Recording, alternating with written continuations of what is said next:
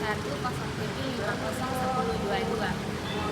Pada video kali ini saya akan menjelaskan materi mengenai Pancasila sebagai dasar negara untuk memenuhi tugas mata kuliah pendidikan Pancasila.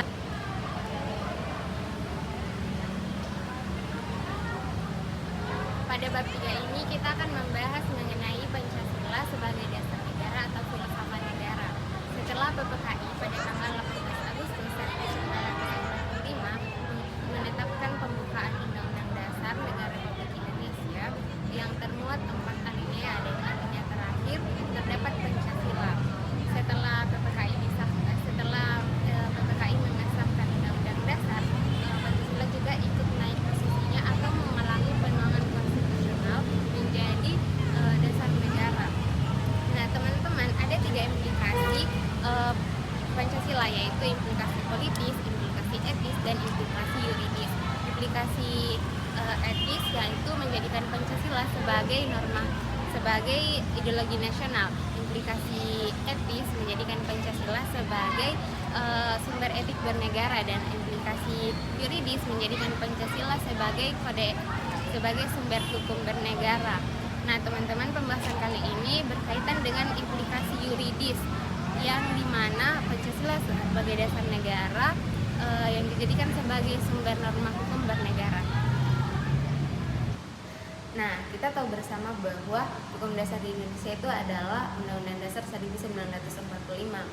Namun pada dasarnya sumber hukumnya bersumber dari Pancasila. Makanya Pancasila digunakan sebagai cita hukum dan kaidah penuntun bagi hukum di Indonesia. Nah, setelah dikemukakan bahwa Pancasila sebagai dasar negara termuat dalam alinea keempat pembukaan Undang-Undang Dasar Negara Republik Indonesia yang disahkan oleh PPKI, para ahli juga bersependapat bahwa Pancasila berkedudukan sebagai dasar negara. Walaupun tidak secara eksplisit dikatakan kata Pancasila dalam pembukaan Undang-Undang Dasar Negara Republik Indonesia, namun ada beberapa komunis opini atau pendapat umum.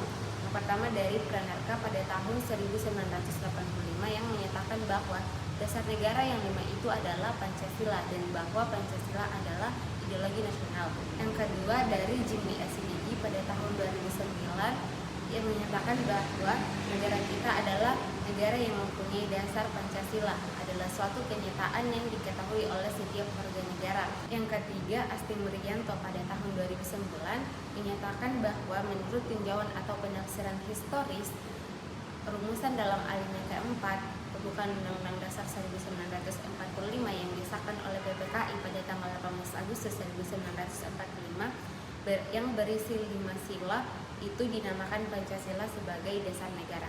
Sekarang ini kedudukan Pancasila sebagai dasar negara diperkuat lagi dengan keluarnya TAP MPR nomor 18 tahun 1998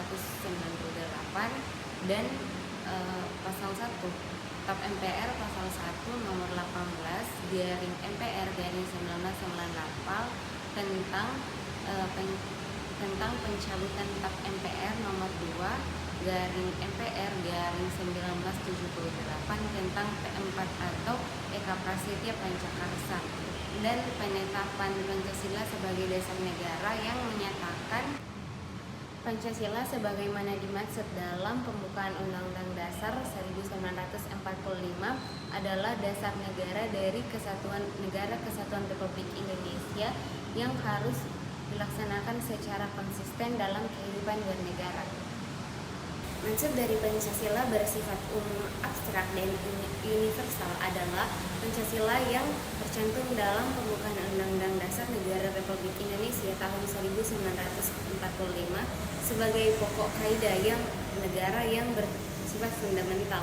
Yang kedua, nilai Pancasila bersifat umum, kolektif, yakni salah satu kesatuan nilai Indonesia yang berlaku untuk negara Indonesia. Yang ketiga, pada tingkatan yang ketiga, nilai-nilai Pancasila sudah terjabarkan jauh pada peraturan perundang-undangan di bawah Undang-Undang Dasar Negara Republik Indonesia yang lebih kolektif, yang lebih konkret khusus. Dari operasional dalam hal ini, konsistensi nilai-nilainya diukur melalui Undang-Undang Dasar Negara Republik Indonesia Indonesia tahun 1945 sebagai hukum tertinggi negara. Nah, dari ketiga hal di atas, sebagai Pancasila sebagai dasar negara memiliki konsekuensinya dijabarkannya nilai-nilai Pancasila sebagai norma hukum Indonesia atau dijadikan sebagai sumber hukum. Setiap hukum di Indonesia yang berlaku di Indonesia harus berdasar pada Pancasila dengan memuat konsistensi isi mulai dari paling atas sampai paling rendah hierarki. Baik, demikianlah materi yang dapat saya sampaikan. Kurang lebihnya mohon dimaafkan. Terima kasih.